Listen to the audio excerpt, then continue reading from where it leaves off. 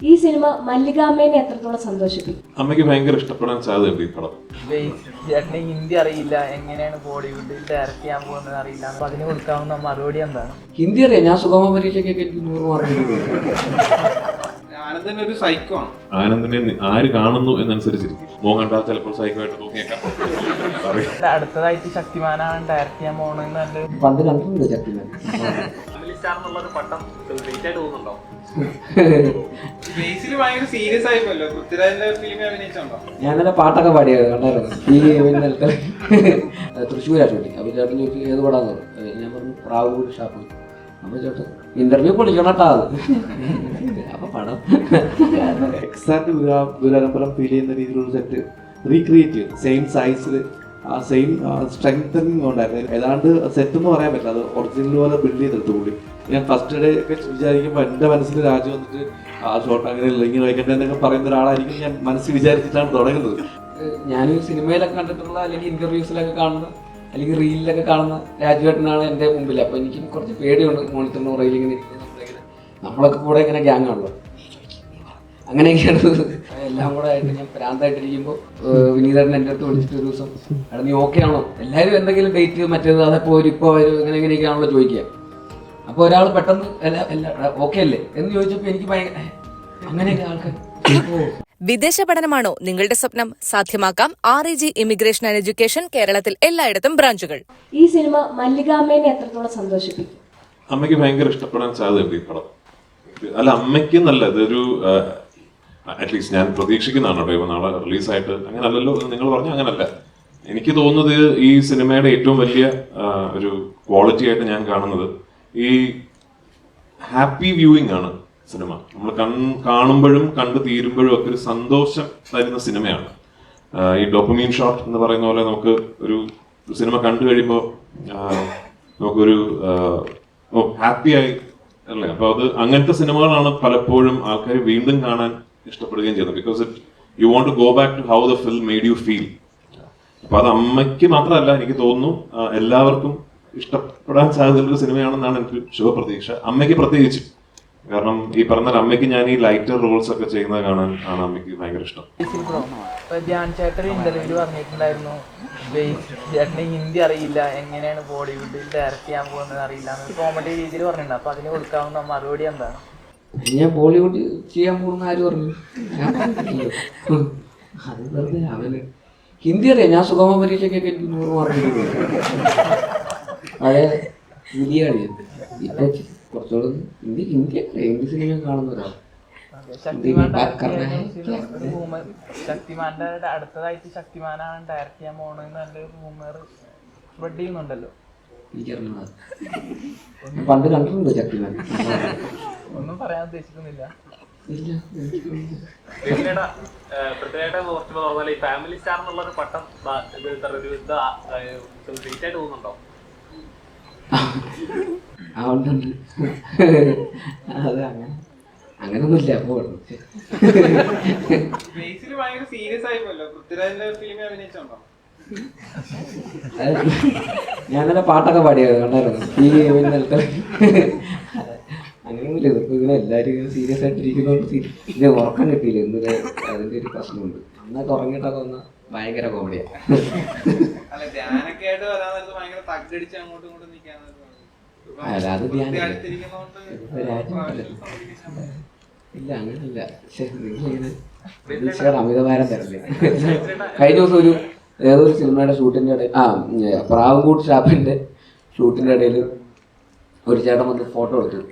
അപ്പോൾ ചേട്ടൻ ചോദിച്ചു തൃശ്ശൂരാ ഷൂട്ടിങ്. അപ്പോൾ ചേട്ടൻ ചോദിച്ചു ഏത് പടാന്ന് പറഞ്ഞു. ഞാൻ പറഞ്ഞു പ്രാവുംകൂട്ട് ഷാപ്പ്. അപ്പോൾ ചേട്ടൻ ഇന്റർവ്യൂ പൊളിക്കണട്ടാ അത്.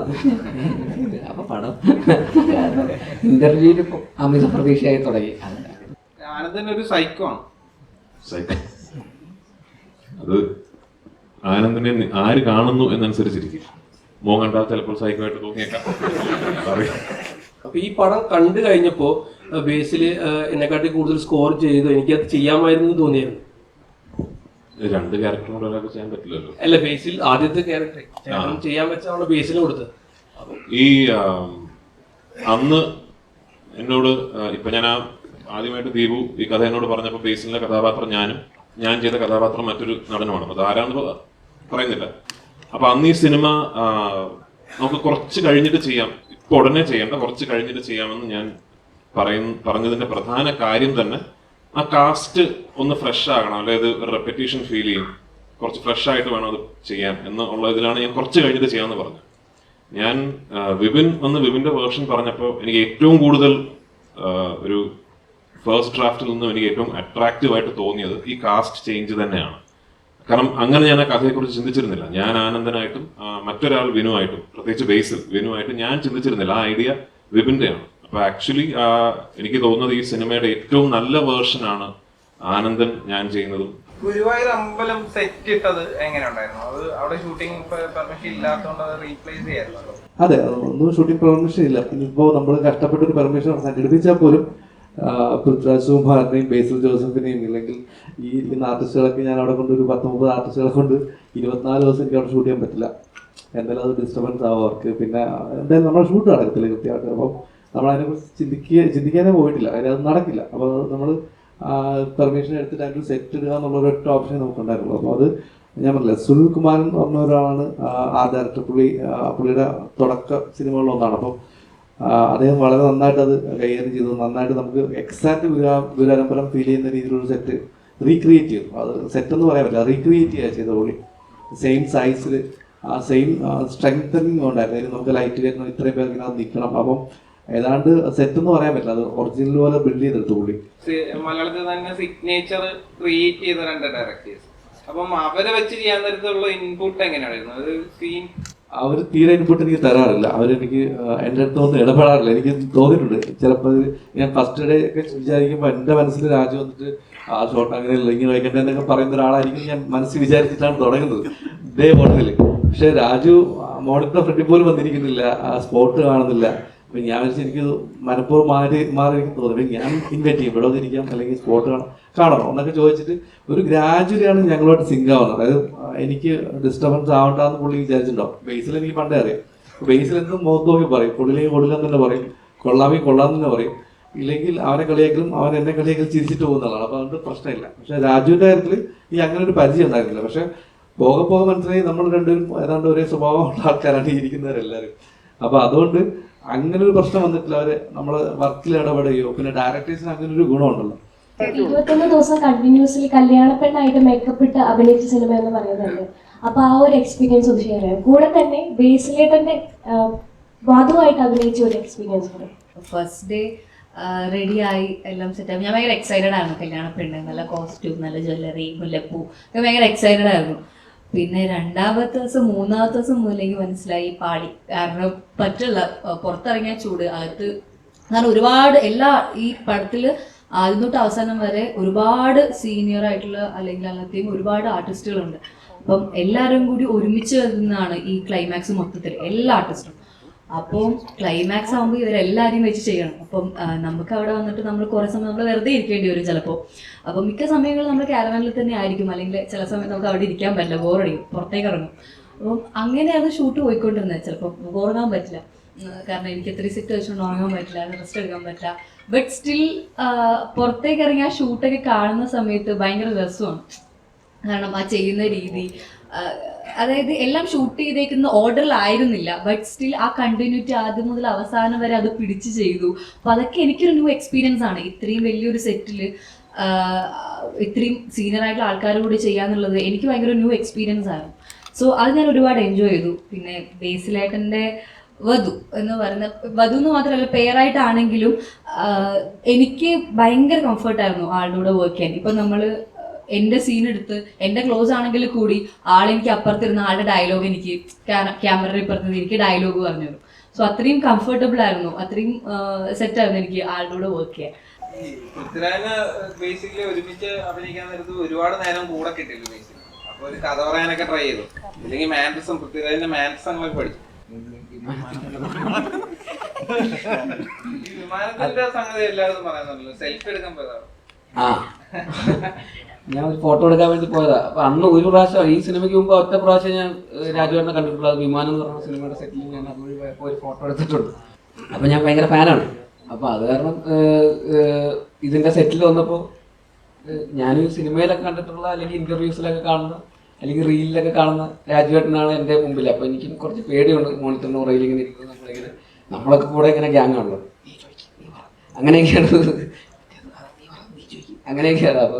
അപ്പോൾ ആദ്യം അങ്ങനെയായിരുന്നു. പിന്നെ പിന്നെ പിന്നെ പിന്നെ നമ്മുടെ ഒരേ വൈബാന്ന് മനസ്സിലായി. പിന്നെ ഭയങ്കര കോമഡിയായിരുന്നു. ബേസിൽ ഒരുപാട് വർക്ക് ചെയ്ത് ടയർഡൊക്കെ എഴുതിയില്ലെങ്കിൽ ഒരുപാട് കാര്യങ്ങളൊക്കെ ഏറ്റെടുത്ത് ചെയ്യാൻ നേരത്ത് വിനീത് ശ്രീനിവാസ ഇടയ്ക്ക് വിളിച്ചിട്ട് ചോദിക്കും, എടാ നീ ഓക്കെ അല്ലേ എന്നിങ്ങനെ ചോദിക്കുമെന്ന് പറഞ്ഞിട്ടുണ്ട്. അതൊക്കെ നമ്മുടെ വൃത്തിക്ക് പറ്റിയത് സംഗതിയാ. ഇത് എല്ലാം കൂടെ ആ പരിപാടിയാണോ ഈ പറഞ്ഞത്? പറഞ്ഞു വിനീതേട്ടൻ പറഞ്ഞു. അതായത് വിനീതേട്ടൻ ഈ പറയുന്ന പോലെ ഞാൻ എന്താ കുറേ എല്ലാം കൂടെ ആയിട്ട് ഞാൻ ഭ്രാന്തായിട്ടിരിക്കുമ്പോൾ ഒരു വിനീതേട്ടൻ എൻ്റെ അടുത്ത് വിളിച്ചിട്ട് ഒരു ദിവസം, എടാ നീ ഓക്കെ ആണോ, എല്ലാവരും എന്തെങ്കിലും ഡേറ്റ് മറ്റേത് അതെപ്പോ ഇപ്പോൾ ഇങ്ങനെ എങ്ങനെയൊക്കെയാണല്ലോ ചോദിക്കുക. അപ്പോൾ ഒരാൾ പെട്ടെന്ന് ഓക്കെ അല്ലേ എന്ന് ചോദിച്ചപ്പോൾ എനിക്ക് ഭയങ്കര അങ്ങനെയൊക്കെ ആൾക്കാർ അത് ഭയങ്കര ഇതായിരുന്നു. അപ്പൊ അതിനെക്കുറിച്ച് വിനീതേട്ടൻ ഒരു ഇന്റർവ്യൂവിൽ പറഞ്ഞു. അപ്പോൾ അതിൽ വിനീതേട്ടൻ സംസാരിച്ചു, എല്ലാവർക്കും പൃഥ്വിരാജ് ആവാൻ പറ്റൂല്ലോ, അതുകൊണ്ട് ഞാൻ അവൻ്റെ അടുത്ത് ഓക്കെ ആണോ എന്ന് ഞാൻ ചോദിച്ചു എന്ന് അങ്ങനെ പറഞ്ഞായിരുന്നു. അപ്പോൾ അതൊക്കെ തന്നെയാണ് എനിക്കും അറിയുന്നത് എങ്ങനെയാണ് അങ്ങനെ ആകുന്നത്. പൃഥ്വിരാജിനെ പോലെ ഒരു ആക്ടറിന്റെ കൂടെ അഭിനയിച്ചത് കരിയറിൽ ഒരു അച്ചീവ്മെന്റ് ആയിട്ട് വരുന്നുണ്ടോ? എന്നെ സംബന്ധിച്ചിടത്തോളം ഈ പറയുന്ന ഞാനൊന്നും അങ്ങനെ പ്ലാൻ ചെയ്തിട്ടൊന്നും ഉണ്ടായിരുന്നില്ല. ആക്ച്വലി ദീപു കുഞ്ഞിരാമായണം എന്ന് പറയുന്ന സിനിമ എഴുതിയത് ദീപുവാണ്, ഇതിൻ്റെ റൈറ്റർ ദീപുവാണ്. അപ്പോൾ കുഞ്ഞിരാമായണം കഴിഞ്ഞ് ഗോതയുടെ പ്രീ പ്രൊഡക്ഷൻ നടക്കുന്ന സമയത്ത് ദീപു ഗുരുവായൂരമ്പല നടയിലിൻ്റെ സിനിമയെക്കുറിച്ചും അന്ന് പല ആർട്ടിസ്റ്റ് കോമ്പിനേഷൻ അതിനെക്കുറിച്ചൊക്കെ സംസാരിക്കാറുണ്ടായിരുന്നു. അപ്പോൾ ഈ രണ്ട് ആർട്ടിസ്റ്റുകൾ അന്നും ഇതിൻ്റെ അതൊരു മെയിൻ പ്രൊട്ടഗണിസ്റ്റുകളായിട്ടുള്ള രണ്ട് ആർട്ടിസ്റ്റുകളാണ്. അപ്പോൾ രണ്ടളിയന്മാർ. അപ്പോൾ ഇതന്ന് ഇങ്ങനെ ഈ ആർട്ടിസ്റ്റ് മറ്റേത് ആൾ എന്നൊക്കെ പറഞ്ഞാൽ അങ്ങനെ പല സംസാരങ്ങളും ഞാനും സജഷൻസ് ഒക്കെ പറയുമായിരുന്നു ഇങ്ങനെയൊക്കെ. അത് കഴിഞ്ഞ് ഒരു 6-7 വർഷം കഴിഞ്ഞപ്പോൾ ഒരു 6 വർഷമൊക്കെ കഴിഞ്ഞപ്പോൾ ആ ആർട്ടിസ്റ്റിൻ്റെ സ്ഥാനത്ത് ഞാൻ വരുമെന്ന് ഞാൻ ഒരിക്കലും പ്രതീക്ഷിച്ചില്ല. ഈ പറയുന്ന കുഞ്ഞിരാമായണം എഴുതിയ ദീപുവിന് ഞാൻ റൈറ്ററായിട്ടുണ്ടായിരുന്നു, ഞാൻ സംവിധാനം ചെയ്ത പടത്തിൽ റൈറ്ററായിരുന്ന ഒരാളുടെ എഴുതിയ സിനിമയിൽ ഞാൻ അഭിനേതാവായിട്ട് വരുന്നത് ഒരിക്കലും പ്രതീക്ഷിച്ചൊരു കാര്യമല്ല. അത് കഴിഞ്ഞിട്ട് 2-3 ആഴ്ച കഴിഞ്ഞിട്ട് വിപിൻ ചേട്ടൻ വിളിച്ചിട്ട് പറഞ്ഞു രാജുവേട്ടനാണ് മറ്റേ ക്യാരക്ടർ ചെയ്യുന്നതെന്ന് പറഞ്ഞു. അപ്പോൾ ഞാൻ ഭയങ്കര എക്സൈറ്റഡ് ആയി. കാരണം എനിക്ക് പേഴ്സണലി ഞാൻ ഭയങ്കരമായിട്ട് അഡ്മയർ ചെയ്യുന്ന ഒരാളാണ് രാജുവേട്ടൻ. അദ്ദേഹത്തിൻ്റെ ഓൺ സ്ക്രീനും ഓഫ് സ്ക്രീനും ഒക്കെ ആയിട്ട് പല രീതിയിലുള്ള as an actor, as A director, as A producer, as A distributor ഇത് എങ്ങനെ സാധിക്കുമെന്നുള്ളതാണ് ഞാൻ ഇങ്ങനെ ഇപ്പോഴും അത് ഞാൻ ഇതിൻ്റെ സെറ്റിലൊക്കെ വരുമ്പോൾ ഞാൻ ഇങ്ങനെ ചോദിച്ച് മനസ്സിലാക്കാൻ ശ്രമിക്കാറുണ്ട്.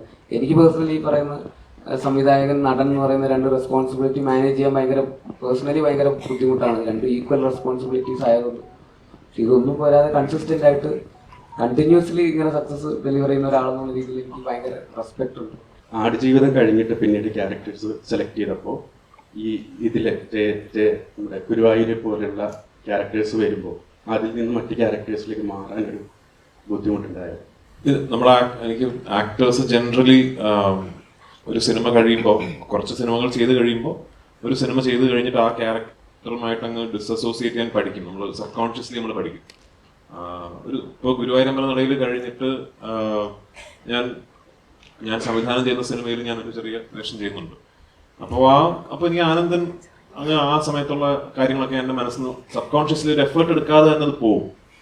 പക്ഷെ ആടുജീവിതത്തിനെ സംബന്ധിച്ചിടത്തോളം മറ്റ് സിനിമകളെ പോലെയല്ല. കാരണം ഒരു 10-16 വർഷക്കാലം ആ സിനിമയ്ക്കൊപ്പം യാത്ര ചെയ്തത് കൊണ്ട് അങ്ങനെ ഫുള്ളി അതങ്ങ് ഡിസസോസിയേറ്റ് ചെയ്തിട്ട് ഇനിയില്ല എന്നുള്ളൊരു ഇപ്പോഴും ചില സമയങ്ങളിലൊക്കെ ഞാൻ ആ കഥാപാത്രത്തെ കുറിച്ചൊക്കെ ഇനിയിപ്പോൾ ചിന്തിച്ചിട്ട് കാര്യമൊന്നുമില്ല, കാരണം സിനിമ റിലീസായി. പക്ഷെ എന്നാലും ചിലപ്പോൾ ചിന്തിക്കാറൊക്കെ ഉണ്ട്.